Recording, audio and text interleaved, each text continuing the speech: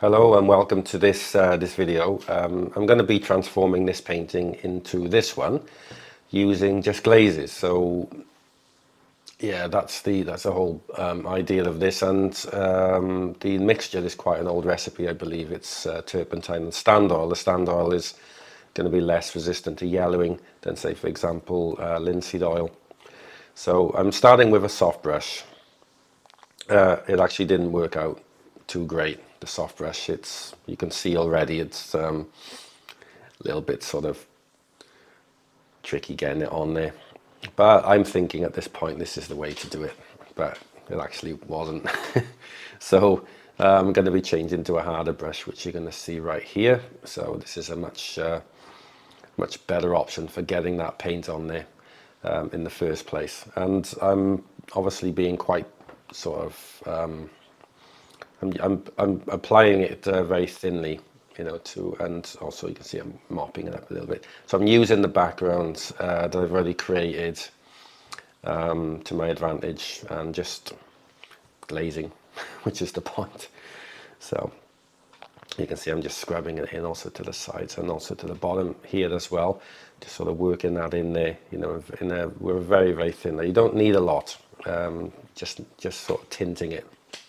And you can build it up then, with successive layers. So this will help to sort of gel it together, and you'll see a little bit later on I'm also using that color in the sea as well, and also in the waves, the spray. You'll have to forgive my voice. I've got this seasonal, I don't know, cold or whatever it is. So there we are, everybody's got it right now. Plenty of us anyway. So I'm just now I'm using a softer brush, and I'm just sort of working back into the sky, just developing some of the areas that I felt needed developing, and just sort of building that up a little bit there. It's a nice thing with this glaze. And you can also see I've been applying a warmer color as well. The palette's really simple. It's just a medium red, a medium yellow, titanium white. That's all I'm using for this sort of warm color. Yeah, just keeping it simple really. Now this part here, I'm applying. I know it depends depends what you're sort of watching on. I've applied it quite sort of freely because I want to do that, which is just sort of giving it a bit of a blend into the background and try to create some forms here. So that's what I'm doing at this point.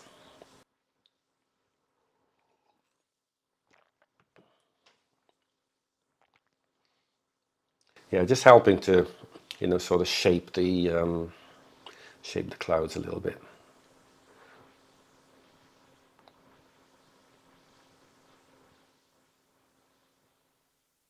And what I am going to be doing, obviously, is adding some sunbeams to the piece. But before that, I want to sort of build that background up, and then I can put the sunbeams over the top then. So I'm just being like very subtle in the in how I depict the backgrounds.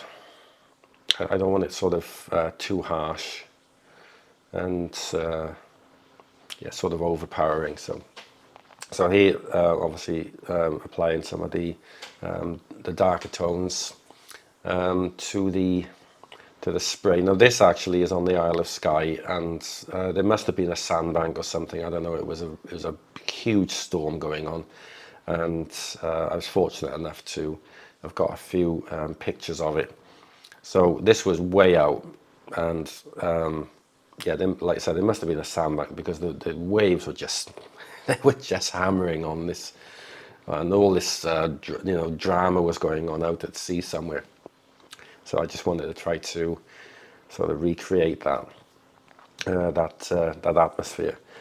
So I'm applying now, as I was saying earlier, the same color that I've used for the sky. I'm also applying it now to the sea as well, and it should help just to sort of bring things together. Having a single color throughout the piece, just to gel it and add a little bit of depth as well, which it's doing that. So that was really a point, and just going over the whole thing, all the whites and everything I've created, because I'm going to be going back over that, and yeah, hopefully it'll make it look a lot better. So this is the progress so far. You can see I've got a little bit of warmth in the sky now. So sunbeam time, and with the ruler, it's important just to use one side of it only, because it upsets the angle otherwise. So you have to use either one side or the other. And what I'm doing is, you can see here, for the one side of the beam, I'm using the one side of the ruler. For the other side, I'm putting a smaller ruler next to it, once I've worked out the angle, because that then gives that perspective as the beams are coming down. They open up towards the bottom, don't they?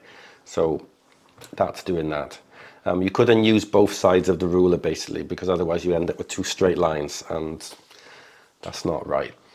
And here I'm just working into the top of the sky now, just adding a little bit of brilliance to it, you know, where the light would be sort of touching the, you know, the bottom of the cloud before the beams emerge.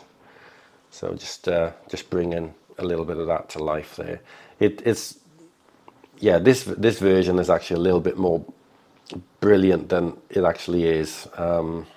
It's actually a little bit lighter, less intense than that, but in any case it does demonstrate. That's probably a bit more like it there. Yeah, so this was the idea anyway. You know, I had this in my mind. I'm going to put these sunbeams down and, you know, sort of see if I can make it a bit more dramatic. And of course, you know, sort of, you know, doing the sky, I've gone over the edges of the, you know, of those waves, you know, crashing on the foam and that. So I've had to sort of rework the whole thing, give it a bit of shape, you know, give it a bit of form, which is what I'm doing here. And it's definitely got a lot more sort of guts to it now than it did have in my first version of it. So yeah, there's a lot more form to it now, which I'm happy about.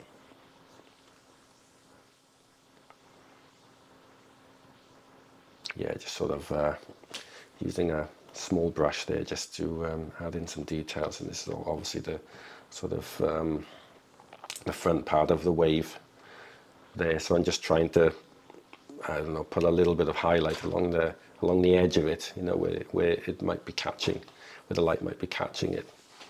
And same here as well.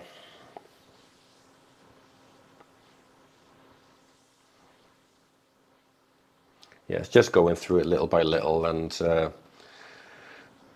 yeah, just taking your time. And this is a soft brush. So I'm just doing a little bit of blending work, as you can see, just to smooth out some of the harder edges that I don't want.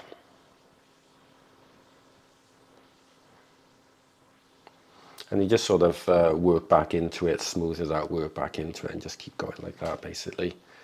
And using a liner brush, a rigger brush, you might know what it is. Just adding in some sea foam now, you know, just to I don't know, just to make it a bit more interesting. I don't believe in the original photograph that there was so much foam at that. I mean, there it was, but towards the bottom of the painting, there wasn't really that much that I could see. Perhaps a little bit around here, but it wasn't so much. But in any case, I think it sort of adds a bit more to the painting, you know, just to have that, you know, sort of foam there. And you've got to be really careful with foam as well. If you overdo it, and it's really easy to overdo, you can get carried away. You'll end up just destroying your painting, and then you've got to try to get rid of it and start again. Excuse me. So yeah, you got to be careful with the stuff, you know. Definitely, it's yeah, helps design your picture. And just finishing up now, just a couple of little highlights and we're done. That's it.